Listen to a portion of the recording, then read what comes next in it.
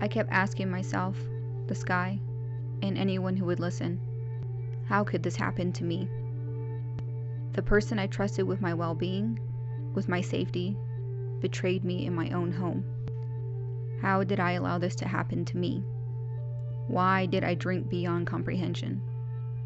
My body was no longer mine. On January 21st, 2014, I took my beloved companion Raquel to Rome Santa Fe. Breathe again. Feel the sky against my heart. At 21, I knew my life would not be the same. I bought a pregnancy test, Chinese food, and a red box. I waited the recommended time of 3 to 5 minutes and flipped the plastic stick. Positive. I made my first appointment at the local Indian Health Services in Santa Fe. I had to wait 6 weeks to be seen. I argued with the receptionist about my chart number, and I wanted to be seen sooner because it was my first pregnancy. Typically, I was told to remember my chart number and that I would have to wait. Then I was told to apply for Medicaid. A few weeks later, I got my acceptance letter from Medicaid. I was only given partial pregnancy services because I made a few $100s more over the poverty line. Weeks had passed, and my sadness and anger grew. I wanted to talk to someone who would tell me it was going to be okay and that it was not my fault.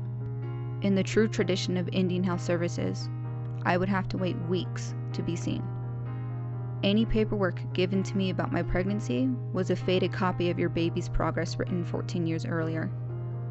Where were the resources for new parents, or single parents, or for sexually abused individuals? What about information for birthing classes?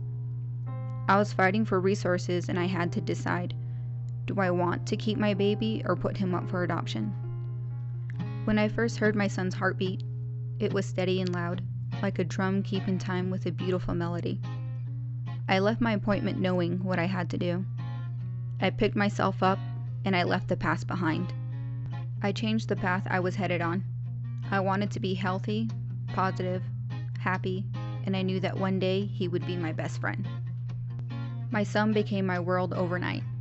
I kept track of my son's progress with books and parenting magazines, the time of day he was active, the food I was allowed to eat. The problems of the world would seem to fade with a simple kick. He became my hero. I transferred from IHS to the UNM midwives in Albuquerque. Without hesitation, I signed up for a condensed birthing class and received more than a faded copy of my son's progress. I was getting attention and appreciation. It made me feel like my son was important to these midwives as much as he was to me. I chose to give birth to my son at a hospital because I was scared he would take my son from me. I was scared that either one of us would have a health issue furthering the paranoia of my son being taken from me. I didn't want to be in one place and my son in another. Ultimately, I made demands in my birth plan and planned my son's arrival. My son was born on a cool, calm September morning in my hometown, Socorro.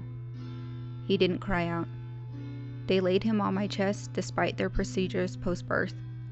He stared up at me, and I at him. Ollie, my baby. Ollie, my love.